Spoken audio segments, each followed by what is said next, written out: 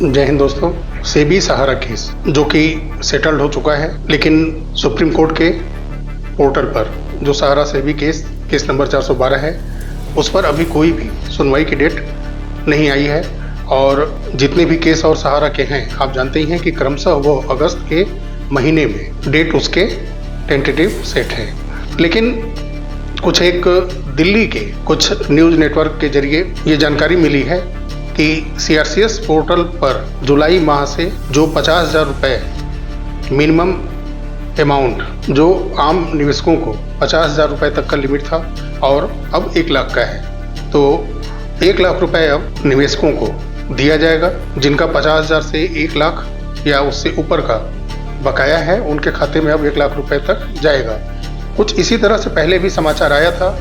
कोई आधिकारिक घोषणा पहले भी नहीं हुई थी जब 50,000 मिलना शुरू हुआ था। तो उम्मीद करते हैं कि 1 लाख रुपए तक आम निवेशकों के खाते में, जिनका डेफिशिएंसी नहीं है, जिनको भुगतान मिलना शुरू हो गया है, तो उनके खाते में बहुत ही जल्द जाएगा। साथियों, जो इसके पहले मैंने वीडियो बनाया था जिसमें कि कुछ सवाल कमेंट बॉक्स में किए गए थे राजा राम जी की तरफ से, उसका मैंने जवाब रखा। आप निवेशक जन जानते हैं कि जवाब जो संवैधानिक संस्थाएं ऑर्डर करती हैं, अपना नोटिफिकेशन जारी करती हैं, जांच एजेंसियां जो रिपोर्ट देती हैं, और कुछ सोशल मीडिया पर जो फैक्ट रखे रहते हैं, उस समय के प्रिंट मीडिया हो या आप जाके डिजिटल मीडिया के माध्यम से, यही सूचनाओं का साधन होता है। या इससे ऊपर की जो सूचनाएं होती हैं, वो कुछ हद तक कोर्ट के अंदर जो दोनों पक्ष के वकील होते हैं, दोनों पक्ष के लोग वहाँ मौजूद होते हैं, एमकस क्यूरी हों या जो कंपनियों के तरफ से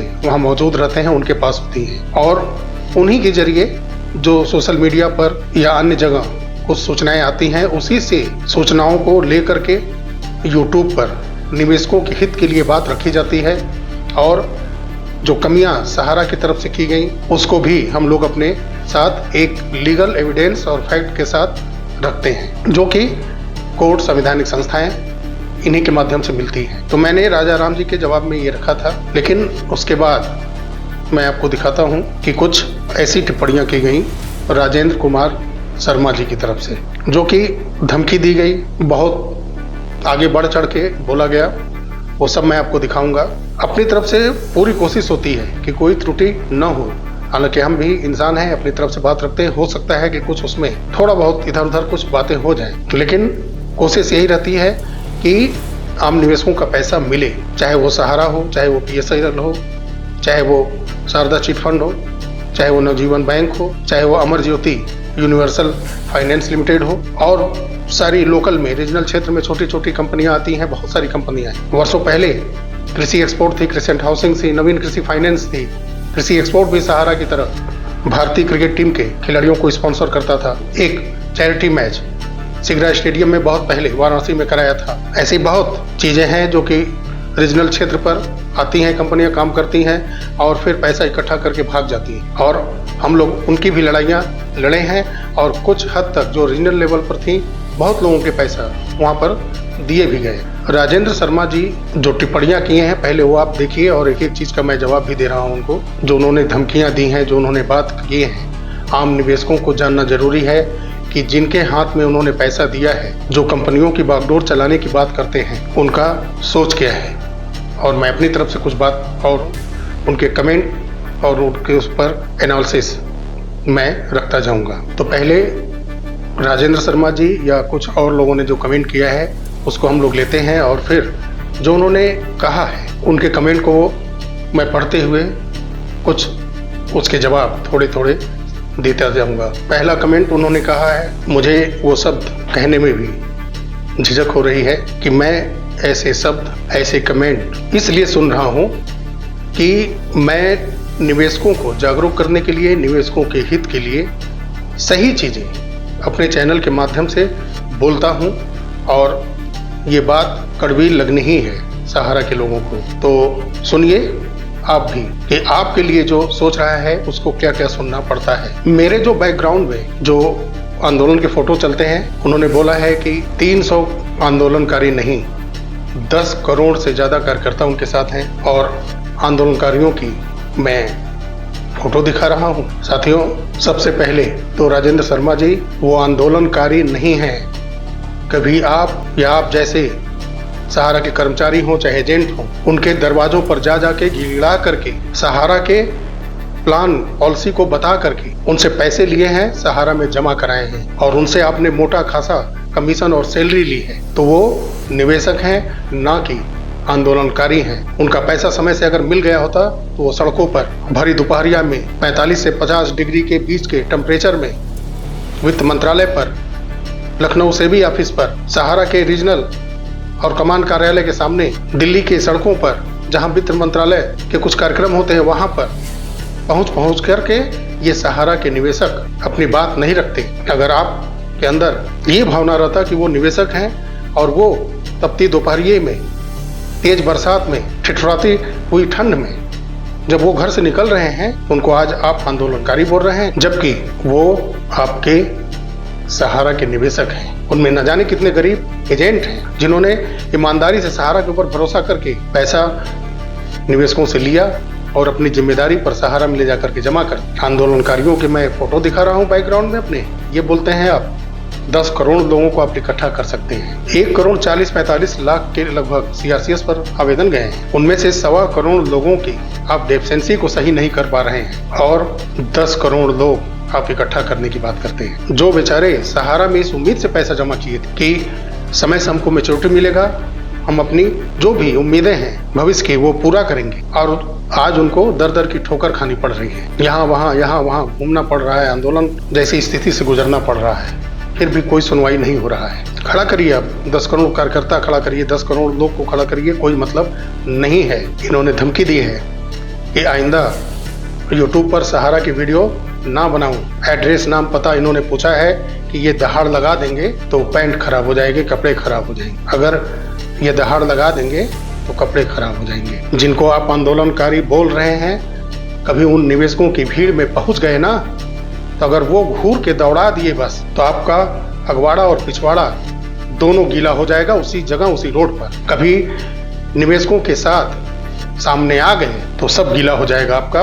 कमेंट बॉक्स में आकर के ऐसे बोलना और सोशल मीडिया पर आकर के बातें करना, लाइव आना और आम निवेशकों के बीच में जा करके जो ये बातें आप बोल रहे हैं, ऐसा वहाँ हरगिज मत बोल देना। जो विचार आपके अंदर आंदोलनकारियों को लेकर के है, यानी आपके सहारा के उन निवेशकों के लिए है जिनको आप आंदोलनकारी बोल रहे हैं, कभी वैसे जगह फंसना मत राजेंद्र शर्मा जी, नहीं तो दोनों तरफ से गीला हो जाएगा आपका आमना सामना अगर हुआ तो। चलिए अगला कमेंट आपका पढ़ते हैं। आपने बोला है कि जिसने भी सहारा को टारगेट किया उसको भारत भूमि से हटा दूंगा। भारत भूमि पर वो नहीं रह पाएगा। 2006-07 से जो आपने किया, 2010 से 2012 के बीच में बेहद बुरे तरीके से आप उलझ गए और उसके बाद लगातार कानून का सामना कर रहे हैं आप, न्यायपालिकाओं में दौड़ लगा रहे हैं, फिर भी अपने आप को सही नहीं कर पाए। सहारा स्वयं अपने आप को बर्बाद की है। अगर वो सही रहती तो सहारा बेदाग हो करके कोर्ट से कब का निकल चुकी होती। कोर्ट उसको पैसा जमा करने के लिए कहता ही नहीं। अगर सारी ट्रांसपेरेंसी आपकी अगर होती तो जांच के बाद जो विस्तार से कोर्ट ने जांच कराई थी, सेबी ने भी जांच की थी, उसी समय आप उस केस से बाहर आ गए होती। आपके कार्यशैली को सराहा जाता, कोर्ट से बेदाग होकर के निकल जाती। लेकिन कोर्ट का आपके ऊपर भरोसा न करना, सेबी के जरिए कई हजार निवेशकों को 138 करोड़ रुपए रियल एस्टेट और हाउसिंग का पेमेंट करना और फिर 25,000 करोड़ सहारा सेबी खाते में जमा कराना, ये ऑर्डर बताता है कि कमियां सहारा में थी। कोई राह चलता रोशन लाल जैसा इंसान एक चिट्ठी लिख देगा, उससे सहारा जैसे साम्राज्य की नींव नहीं हिल जाती। अगर सहारा सही रहती तो कोई अहमदाबाद की एडवोकेसी ग्रुप और जो प्रोफेशनल इन्वेस्टमेंट प्रोटेक्शन की जो ग्रुप हैं, संस्थाएं हैं, अगर कोई लीगल फैक्ट नहीं रहता तो ये जांच एजेंसियां जो कैपिटल रेगुलेटर हैं सेबी, अगर फैक्ट नहीं रहता तो आगे ही नहीं बढ़ती। कोई राह चलता ग्रुप हो चाहे इंसान हो, उसके कह देने से सहारा जैसा साम्राज्य नहीं हिल जाता। कोई तो आपने अनलीगल एक्ट के तहत काम किया होगा, कुछ भी आपने ऐसा किया है जो लीगल एक्ट है कंपनियों की, सेबी की, वो रूल आपने तोड़ा होगा, तभी आप फंसे हैं। हालांकि ये सारे वीडियो मैं पहले बना चुका हूँ, लेकिन मैं एक उदाहरण दे रहा हूँ आपको। तो क्या रोशन लाल जो नहीं दिख रहा है, जैसा आपने कमेंट में बोला है कि भारत भूमि पर नहीं रहने दूंगा, तो क्या जो रोशन लाल का एक लेटर था उसके बाद वो नहीं मिला, तो क्या जो आपने कमेंट किया है इसको मैं मान लूं कि आपकी वजह से रोशन लाल भारत भूमि पर अब नहीं है? चलिए अगला कमेंट जो किया आपने उस पर बात करते हैं। मैं कोई गलत जानकारी नहीं देता हूं। मैं बार बार बोलता रहा हूं कि जो एजेंसियां सोशल मीडिया पर जो सूचनाएं संवैधानिक संस्थाओं और न्यायपालिकाओं से मिलती हैं और जो मीडिया एनालिसिस करके, प्रिंट मीडिया हो चाहे डिजिटल मीडिया हो, ये जो लिखते हैं उसी का एनालिसिस हम लोग करते हैं। अगर वो गलत लिखते हैं तो आपके पास अगर पावर है तो जाइए ना इलेक्ट्रॉनिक मीडिया के पास, प्रिंट मीडिया के पास, न्यायालय के पास, सबको बंद करवा दीजिए, हटवा दीजिए उनको भारत भूमि से, क्योंकि सारे सहारा को गलत साबित कर रहे हैं कि उन्होंने गलतियां की हैं। एक्ट का उल्लंघन एमसीए का हो चाहे सेबी का हो, अधिनियम का उन्होंने उल्लंघन किया है, कर रहे हैं वो सहारा की बुराई पिछले 18 सालों से। हटाइए उनको भारत भूमि से अगर आपके पास पावर है तो। एक यूट्यूबर को आप धमकी दे रहे हैं कि यूट्यूब चैनल बंद करवा देंगे। आपने इस कमेंट में धमकी भी दिया है और एक प्रकार से प्रलोभन भी दिया कि मैं सहारा के लिए पॉजिटिव वीडियो बनाऊं। आपको कहने की जरूरत ही नहीं है। जब भी सहारा का कोई सही हो गलत हो सोशल मीडिया पर वायरल किसी भी प्रकार का होता है, आज ही मैंने जो सीआरसीएस के बारे में जो 1 लाख रुपए तक मिलने का उम्मीद है जुलाई माह से, अब वो सोशल मीडिया का ही है, अभी वो आधिकारिक रूप से सीआरसीएस पोर्टल पर अपडेट नहीं है, लेकिन फिर भी ये एक सूचना है जो कि निवेशकों के हित अनहित से सब जुड़ा है, तो हमने रखा अपने चैनल पर। और यही चीज़ें पहले से मैं या हमारे जैसे कई यूट्यूबर करते आ रहे हैं, जो सहारा की तरफ से समाचार निगेटिव या पॉजिटिव जो भी मिलता है रखा जाता है। एक यूट्यूबर या सोशल मीडिया पे बात रखने वाला अगर निष्पक्ष नहीं होगा, किसी के लिए अगर काम करेगा तो कोई मतलब नहीं रहता है प्रोपेगेंडा चलाने का। यहाँ पर आप बोल रहे हैं कि मैं वायरल करा दूंगा वीडियो, नहीं चाहिए वायरल कराना। किसी के हित को नुकसान पहुंचा करके, निवेशकों की बात को दरकिनार करके उस सहारा के लिए मैं वीडियो बनाऊं सिर्फ, जो कि खुद संवैधानिक नियम कायदों से न चल करके उलझ गई है अपने ही वजह से। और जिन करोड़ों लोगों की बात सोशल मीडिया पर निवेशकों के हित के लिए लोग करते हैं वो सारे गलत हो गए। आज वो अगर आंदोलन के रूप में मजबूर होकर के घर बार को छोड़ करके अपने व्यापार को नुकसान पहुंचा रहे हैं, बिना खाए पिए भूखे प्यासे रोड पर आके वो निवेशक अपने पैसे के लिए पुकार रहे हैं संवैधानिक संस्थाओं को, सहारा के लोगों को, तो आंदोलनकारी हो गए आपकी नज़र में। आपके कहने से नेगेटिव पॉजिटिव वीडियो नहीं बनेगा, जो फैक्ट है उसी को हम लोग रखेंगे। और सहारा अच्छा करेगी तो सहारा का गुणगान एक बार नहीं 100 बार होगा। सहारा अपने निवेशकों के लिए खुद खुल करके सामने आकर के बोले तो सही, करे तो सही। सीआरसीएस पोर्टल न्यायालय के आदेश से चल रहा है, सहारा की अनुकंपा उस पर नहीं है। सहारा अगर अच्छे तरीके से काम करती तो सारे निवेशकों का पैसा, जितने लोग उस पर आवेदन किए हैं, कम से कम 50,000 तक का अमाउंट सबको तो मिल ही गया होता, और जो सहारा से भी फंड में पैसा है वो भी रिलीज हो गया होता, क्योंकि इतने पैसे बांटने के लिए वो पैसा भी कम पड़ जाता। राजेंद्र शर्मा जी, किसी के कहने से नेगेटिव पॉजिटिव नहीं होता है, तो वो लोगों को दिखना चाहिए, निवेशकों के हित के लिए दिखना भी चाहिए। फिर आपने गलत शब्द का प्रयोग किया है, पहले आपने कुत्ते शब्द का प्रयोग किया और फिर यहाँ पे चूतिया शब्द का प्रयोग किया है आपने। और निवेशकों के हित के लिए हम लोग सुने जा रहे हैं, पहले से ही आप लोग कर रहे हैं, आपके लोग कर रहे हैं, लेकिन इस पर वीडियो हम लोग बनाना उचित नहीं समझते थे, लेकिन अब हद हो गई है। तो आम निवेशकों को जानना जरूरी है कि आप लोग क्या कर रहे हैं, जो निवेशकों की आवाज़ उठा रहे हैं उनके साथ आप लोग का व्यवहार क्या है, ये अब जानना जरूरी है। आपने बोला है ना कि 100% सभी लोग कार्यकर्ता और जमाकर्ता सपोर्ट में हैं। अगर मैं सहारा के लिए पॉजिटिव वीडियो बनाऊं तो आप 1 घंटे में 20,000 लोगों तक वो पहुंचा सकते हैं, 20,000 लोग उसको देख सकते हैं, उस पर व्यूज आ सकते हैं। पहले तो नहीं चाहिए ऐसे व्यूज जो किसी के कहने के हिसाब से चले, जो फैक्ट नहीं होगा, जो अपने करोड़ों निवेशकों की आड़ लेता है लेकिन उनके हित के लिए कभी काम नहीं करता। उनके हित के लिए जो आवाज उठाते हैं उनको वो डिप्रेशन में लाने का प्रयास करते हैं। आपके इन शब्दों की वजह से मुझे भी आघात लगा है, हमारा भी मानहानि हुआ है। मैं सहारा की उसी सारी लीगल फैक्ट को एनालिसिस करके अपने वीडियो में रखता हूं, जो कि सारी संवैधानिक संस्थाएं और जुडिशियल की तरफ से आती हैं। मैंने कोई गलत फैक्ट नहीं रखा कि मुझे सहारा के लिए नेगेटिव और पॉजिटिव सोचना है। मैंने सहारा के लिए भी किया है और संवैधानिक संस्थाएं जो बोली हैं, जो जांच में पाया गया है, उसको भी मैं रखता हूं। पहले तो अपने गरीब भोले भाले निवेशकों को, जिन्होंने एक मजबूत सहारा ब्रेन वॉश नेटवर्किंग की वजह से पैसा जमा किया, कन्वर्जन हुआ, कन्वर्जन होने के बाद जो कंपनियां लाई गई उसमें भी उन्होंने कुछ पुराने लोग मैच्योरिटी भी पा गए, कुछ लोगों ने पैसा लिया और फिर कुछ लोगों ने कन्वर्जन को भी स्वीकार कर लिया, इसलिए कि एक बड़े अमाउंट की तलाश थी उनको, समय था उनके पास 5 साल 7 साल बच्चों की पढ़ाई के लिए,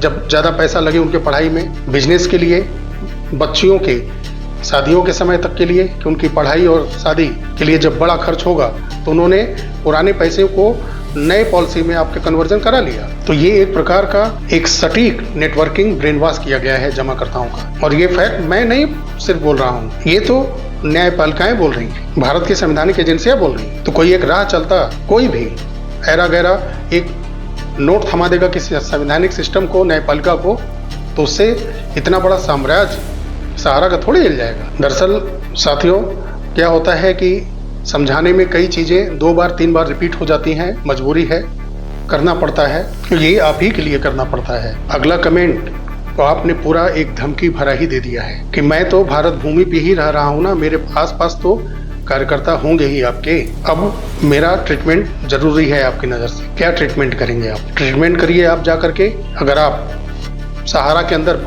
किसी बड़े ओहदे पर हैं तो अच्छी बात है, आपके ऊपर भी कुछ लोग होंगे, उनसे मिलिए और उनके यहाँ का ट्रीटमेंट कराइए कि जो करोड़ों निवेशकों को गुमराह कर रहे हैं, सड़क पर मारे मारे फिर रहे हैं, गर्मी में, बरसात में, ठंडी में, उनका पहले ट्रीटमेंट कराइए। आप अपना ये ट्रीटमेंट कराइए कि ऐसे बोलने की बजाय मैनेजमेंट टीम को समझाइए कि धीरे धीरे अगर सहारा को खड़ा करना है तो अपने निवेशकों का भुगतान करिए। सीआरसीएस में जिन्होंने क्लेम किया है उनका डेफिशिएंसी दूर करा कर कम से कम उनका भुगतान करेंगे। तो ट्रीटमेंट अपने मैनेजमेंट टीम का और अपना इसका कराइए। क्या करेंगे हमको आकर के? हमारा ट्रीटमेंट क्या करेंगे? जान से मारेंगे? हाथ पैर तोड़ देंगे? आइएगा कभी, मिलेंगे। अगर वहाँ पे कुछ 100 निवेशक अगर आ गए तो दीजिएगा जवाब। चलिए, कुछ आपने और भी कमेंट किए हैं, उस पर भी बात करते हैं। फ्रॉड मैं नहीं, आम निवेशकों के साथ सहारा ने किया है। ये सिस्टम जो संवैधानिक है, न्यायपालिकाएं हैं, उन्होंने बोला है, मेरे कहने न कहने से नहीं होता है कुछ। उन्होंने बोला है कि हाँ, निवेशकों के साथ फ्रॉड किया गया है, कन्वर्जन किया गया है। सहारा विश्व की सर्वोत्तम संस्था थी जब उसके पास रियल एस्टेट से, हाउसिंग से जुड़े, हॉस्पिटल से जुड़े, एयरलाइंस से जुड़े, राजनीतिक गतिविधियों में पूरा सहारा का पैठ था। सहारा बाजार, सहारा क्यूसाप, भारतीय क्रिकेट टीम को स्पॉन्सर करना, आईपीएल टीम को स्पॉन्सर करना थी कभी सहारा। सिर्फ एक राह चलते राहगीर की एप्लीकेशन दे देने से ये सब खत्म नहीं हो जाता। कुछ तो सहारा ने किया होगा ऐसा कि ये सब कुछ धीरे धीरे धीरे धीरे करके आकाश की ऊंचाइयों से रसातल में मिलता चला गया। कितना तो हालात नहीं बिगड़ना चाहिए था। अगर सहारा की जड़ें, सहारा की बुनियाद अगर ईमानदारी पर खड़ी थी राजेंद्र शर्मा जी, तो सिर्फ एक एप्लीकेशन से पूरा साम्राज्य नहीं खत्म हो सकता था। सिर्फ 2 कंपनियों का बात था या 3 कंपनियों का सहारा ग्रुप के बात था, क्यूसाप, उसके बाद सोसाइटीज, MIS, सहारा लाइफ इंश्योरेंस, बहुत सारी कंपनियां, इतने आप बढ़ चढ़ के सहारा हॉस्पिटल, एयरलाइंस और उसके बाद स्पॉन्सरशिप, ये सब जो करते आ रहे थे सब, आप सिर्फ 3 कंपनियों के जांच के वजह से ये सब बिखर गया आपका। जबकि आपने वर्सोवा लैंड, एम्बे वैली, ये सारी चीज आपके सुरक्षित ही थे। तो ये कैसे बिखर गए साम्राज्य? इसकी बुनियाद ईमानदारी से नहीं रखी गई थी क्या थी इसमें कमियां? चलिए आगे बढ़ते हैं। आपने बोला है कि मुझ पर अगर ऐसा महसूस हो रहा है, हालांकि मैं वीडियो बनाता हूं तो बहुत ही भावुक हो जाता हूं। सहारा के साथ साथ बहुत सारी कंपनियां, मैं पहले भी इसी वीडियो में जिक्र कर चुका हूं, आई हैं और कुछ 100 करोड़ का बिजनेस की और पैसे लेकर निवेशकों की भागी हैं। अपने रीजनल लेवल पर कुछ लोगों को हम लोगों ने पैसे दिलाने की कोशिश की, कामयाब भी हुए थे। लेकिन कभी भी किसी भी ऐसे संस्थाओं को चिट फंड कंपनियों में जूझ करके काम करना उचित कभी नहीं समझा, क्योंकि इसकी बुनियाद हम जानते हैं कि कैसे होती है।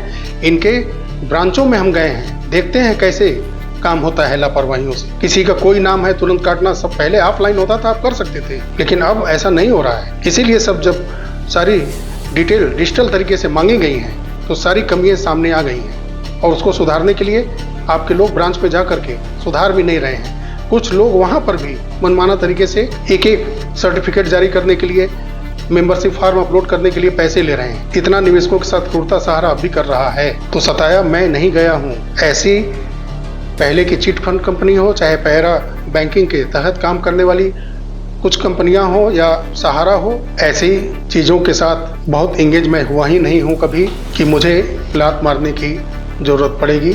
लात तो मार दिया है आप लोगों ने प्रलोभन दे के 10 करोड़ से ज़्यादा निवेशकों को। तो उम्मीद आप यही करेंगे कि जो भी निवेशकों की हित की आवाज़ सोशल मीडिया पर उठाएगा, आपको यही लगेगा कि वो अभिकर्ता हो या जमा करता हो, उसको लात मारा है सहारा ने। मार दिया है लात आपने 10 करोड़ से ऊपर के निवेशकों के जीवन पर मारा है आपने लात। मुझे क्या, करोड़ों निवेशकों के ऊपर लात पड़ा है आपका राजेंद्र शर्मा जी। चलिए अगला कमेंट भी देख लेते हैं आपका। मैं नकारात्मक संदेश नहीं देता हूँ, फैक्ट रखता हूँ। पिछले 1.5-2 साल से मैंने सहारा पर फोकस किया है। हालांकि सोशल मीडिया पे मैं 2011 से ट्विटर के माध्यम से एक्टिव हूँ, लेकिन सहारा पर 1.5-2 साल मुझे लगता है कि सितंबर 2023 से मैंने काम करना सहारा के लिए कुछ शुरू किया था। तो ये उम्मीद थी कि शायद इसके माध्यम से बात कुछ आगे बढ़ेगी। आपने बोला है कि मेरी नकारात्मक वीडियो से सहारा के लोग, कार्यकर्ता, अभिकर्ता बलिदान हो सकते हैं। इतनी चिंता अगर आपको थी तो एक भोले भाले गरीब निवेशकों को आपने रोड पर क्यों उतार दिया? कोई गाड़ी के नीचे आके खत्म हो जाए, वो अपंग हो जाए, दिव्यांग हो जाए, धूप में, गर्मी में, बरसात में, ठंडी में ठिठुरता हुआ, आप ही का निवेशक है ना। कौन सा सकारात्मक आपने कर लिया? उनके बीच कब गए आप? कोई वीडियो क्लिप वगैरह है तो दीजिएगा। आप और आपके अगर ऊपर कोई मैनेजमेंट टीम का कोई गया हो उनके बीच में, वो सरकारी नुमाइंदों से मिलते हैं, लेकिन सहारा के लोग उन लोगों के पास, उन निवेशकों के पास जाकर के कभी भी उनको ढाढ़स नहीं बनाया, कभी भी उनको खड़ा करा के उनके हाथ में पैसे नहीं सौंपे। जो उन्होंने मेहनत मजदूरी करके, बिजनेस से कमा करके सहारा में जमा किया था, तो बलिदान तो आप लोग स्वयं रोड पर हादसों का शिकार हो जाएं, कोई हताश होकर के डिप्रेशन में जान दे दे, तेज धूप में किसी को डिहाइड्रेशन हो जाए, वो बीमार पड़ जाए, उसमें उसकी जान चली जाए। मैं नकारात्मक कर रहा हूँ, आप लोग सीधे अपने निवेशकों के साथ स्वयं नकारात्मक किए हैं काम। पहले तो प्रलोभन दे के पैसा जमा कराया और फिर उनको मजबूर करके रोड पर ले आए। तमाम तरह से वो प्रताड़ित हो रहे हैं। उनके लिए सकारात्मक आप कब सोचेंगे? और क्या सोचेंगे आप जब सीआरसीएस के ऊपर तिबारा आवेदन करने के बाद भी लोगों का पैसा आप नहीं दे रहे हैं, डेफिशिएंसी लगा करके सहारा का पैसा बचा रहे हैं आप, न कि निवेशकों को वो पैसा आप दिला रहे हैं। तो कौन नकारात्मक है, सकारात्मक है, ये आम निवेशक भलीभांति समझ रहा है। राजेंद्र शर्मा जी, आपने बोला है कि आप देश के चारों स्तंभ से नहीं डरते, तो एक रोशन लाल के लेटर ने कैसे डरा दिया? कैसे ये बना बनाया साम्राज्य सहारा का धीरे धीरे उजड़ गया? शिकायत थी 2 कंपनियों की, पूरी कंपनियों को आप नहीं संभाल पाए, धीरे धीरे सब फैला साम्राज्य रसातल में चला गया। कैसे मान लें कि आप चारों स्तंभ से नहीं डरते, और उसी चारों स्तंभ में मीडिया भी है, न्यायपालिका भी है, विधायिका भी है। तो अगर आप सही थे तो ये स्तंभ आपके सपोर्ट के लिए कभी आगे क्यों नहीं आए? क्यों नहीं आपके इस हनक और डर से वो सहारा के पक्ष में कोई फैसला क्यों नहीं सुना दी? क्योंकि आपका इतना अगर पहुंच था, इतनी ताकत आपके पास थी, 70 करोड़ लोगों की ताकत आपके साथ है, तो सही बात है, आपको चारों स्तंभ से नहीं डरना चाहिए। तो इन लोगों की ताकत का आपने पॉजिटिव इस्तेमाल क्यों नहीं किया? इन करोड़ों लोगों को सड़कों पर दर दर भटकने के लिए क्यों छोड़ दिया? चारों स्तंभ से नहीं डरने वाला व्यक्ति जो 70 करोड़ लोगों का प्रतिनिधित्व करता है, वो करोड़ों लोगों को कैसे रोड पर लावारिस छोड़ सकता है? प्रतिनिधित्व करते हैं ना आप 70 करोड़ लोगों का, कभी आप दिखाई नहीं दी। उनको तो आप आंदोलनकारी बोलते हैं, उनका तो फोटो अगर पीछे दिख रहा है आपको तो वो चुभ रहा है, वो आप ही के लोग हैं ना। जवाब दीजिए राजेंद्र शर्मा जी, मन में अपने सोचिएगा। चलिए, ये राजेंद्र शर्मा जी थे और एक संजय यादव जी हैं, उन्होंने बोला है चंदाखोर। आम निवेशकों की आवाज उठाना सोशल मीडिया पर चंदाखोरी नहीं होता।